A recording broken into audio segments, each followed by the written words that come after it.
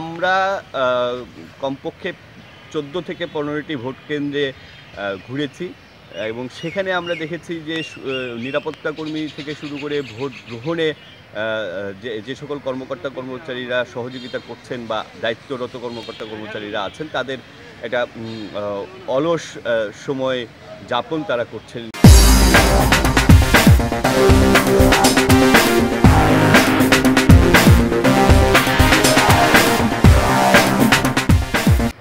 তো সকাল থেকে আপনি শহর এবং শহরতলির বেশ কিছু এলাকায় ঘুরেছেন, যতটুকু আমরা জানতে পেরেছি। ভোটের চিত্র কেমন দেখলেন? ভোটের চিত্র আসলে আমরা গেল কদিন ধরেই যে আশঙ্কার কথা বলে আসছিলাম, প্রার্থীদের কাছ থেকেও তেমন আশঙ্কা আমরা শুনতে পেয়েছি বারবারই, যে প্রার্থীরা কিন্তু বারবারই ভোটারদের কাছে নিজেদের জন্য ভোট প্রার্থনার পাশাপাশি ভোট কেন্দ্রে উপস্থিতি নিয়ে আশঙ্কা প্রকাশ করে তাদের কাছে এই প্রত্যাশাও রেখেছিল, এই চেষ্টাও তারা করেছে যে ভোট কেন্দ্রে যেন মানে ভোটারদের উপস্থিতি অনেক বেশি পরিমাণে থাকে। তো সেই আশঙ্কা এখন পর্যন্ত যদি বলি, সেই আশঙ্কা কিন্তু অনেকটাই বাস্তবে রূপান্তরের মতোই অবস্থা এখন পর্যন্ত রয়েছে। এখনও সময় আছে, যেহেতু পরবর্তী সময়ে কী হবে সেটি আসলে বলা যাচ্ছে না।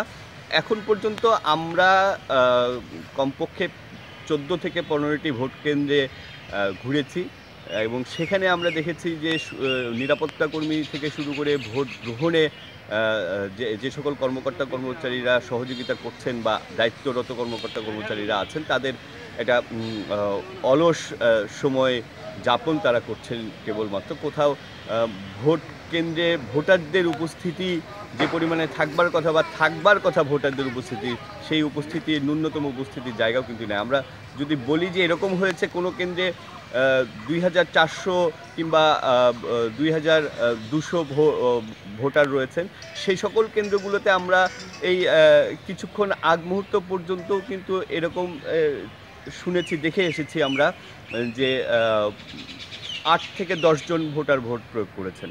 তো এই পরিস্থিতি এখন পর্যন্ত রয়েছে, এখন বাদবাকি সময়ের উপর নির্ভর করছে। এমনি কি সার্বিক পরিস্থিতি কি স্বাভাবিক, বা কোথাও কোনো অপ্রীতিকর কোনো ঘটনার খবর পেয়েছেন কিনা?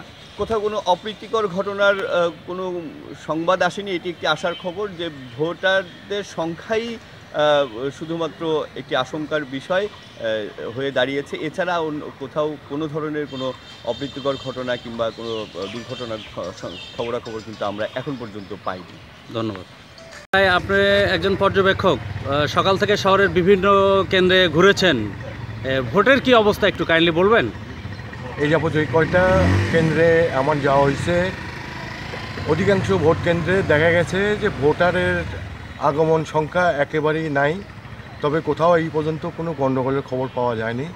অধিকাংশ মানুষজন ভোট কেন্দ্রে আসতে অনীহা প্রকাশ করতেছে। আমরা অনেকের সাথে কথা বলছি, তাদের মানুষ হচ্ছেই যে এখানে আমরা সেই রকমভাবে মানসিকভাবেই প্রস্তুত নাই ভোট দেওয়ার জন্য। কেন প্রস্তুত না?